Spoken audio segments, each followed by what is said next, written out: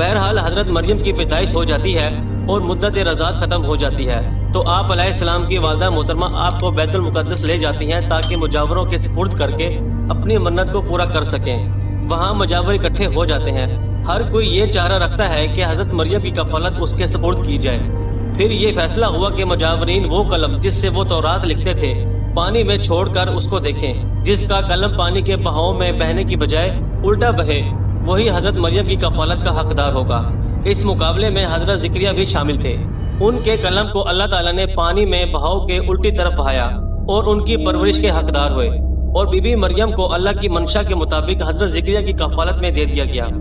حضرت زکریا کی بیوی حضرت مریم کی خالہ لگتی تھی، اس لیے ان سے بڑھ کر ان کی پرورش اور کون کر سکتا تھا۔ اس طرح حضرت مریم بیت المقدس میں رہائش پذیر ہو گئیں۔ آپ کے لیے ایک کمرہ مخصوص کر دیا گیا جہاں حضرت زکریا کے علاوہ اور کوئی نہیں جا سکتا تھا۔